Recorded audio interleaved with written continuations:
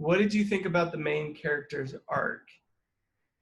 So that's a little bit complicated when it comes to a TV show, especially sitcoms, because they never really arc. They just kind of Yeah. always end up back where they started from Yeah. the next episode.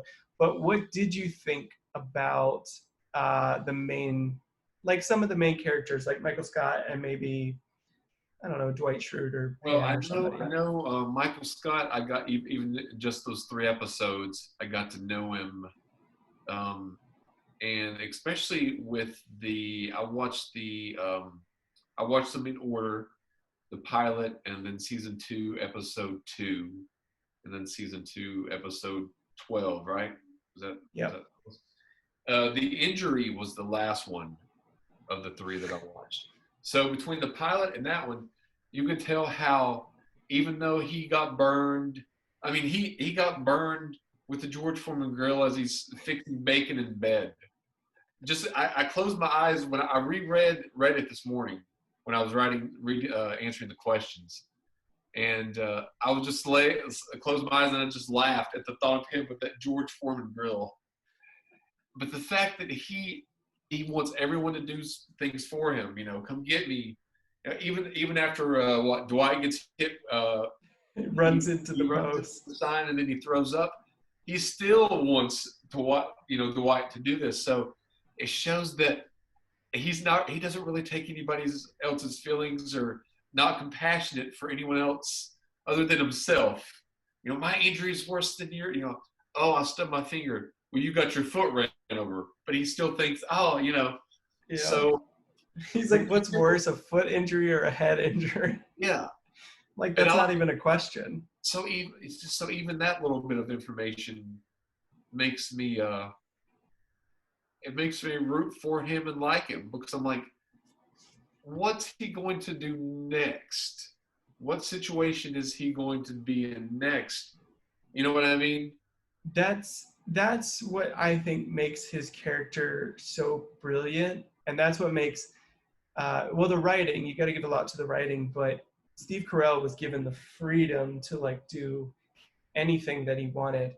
Yeah. And I think that's what made that character so great, is that he does everything that you should not do, and yet you still root for him. Yeah. Like, there's nothing about him that you should root for, but yet you still root for him. And that's what I think makes him such a phenomenal character. And a unique character as well. Yeah, because you just like, it's so well written and it's so well portrayed that it breaks all the rules, and yet you still love that character. And you still empathize, and you feel sympathy for that character too. You're kind of rooting for him too. Some of the things he says, you like feel, oh, he said, oh no. Oh no. Especially the sexual harassment one.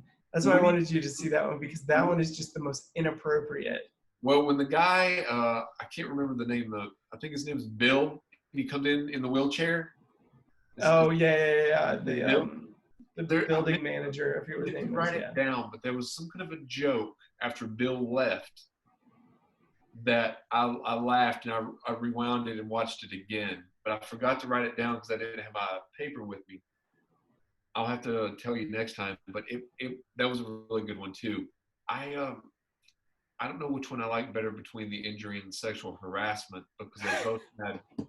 I do know this. The injury was the ranked the 12th funniest scene in up until that point in the show of all the first 3 seasons by Rolling Stone magazine. Yeah. Which scene was the one where he, like, the opening scene?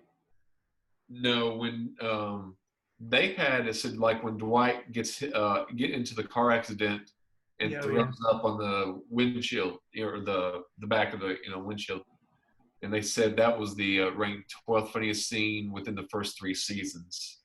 Gotcha. Up until that point of the show. That was that cold opens that they did for that show. That was one of the first shows, I think, that really did I don't know, maybe the other ones did. Well, see, I was thinking about it the some shows wouldn't work as well without live audience, but The Office, I don't think it would work with it.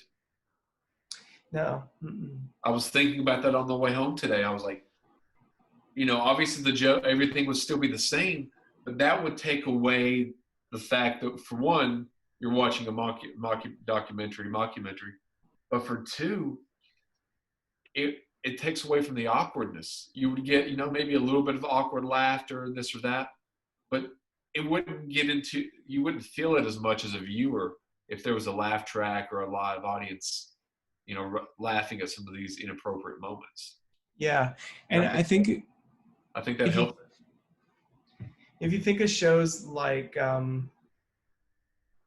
well, the other thing I think is there's so much improv to this show, and if you really get look into it and watch outtakes and things like that, they did kind of Will Ferrell and Adam McKay do, is they hurry up and get what's scripted, so that they can buy more time just to improv it. And I think that has allowed so much freedom to just tell jokes and to, but they don't even tell jokes. It's just more of like situations. Yeah, it's so expressions on their face, shifting of the eyes. Sometimes the camera movement does. Yeah, and the camera becomes a character too. It's almost like Friends would not work in this arena, and this would not work in the Friends arena. And that's what makes them both so good.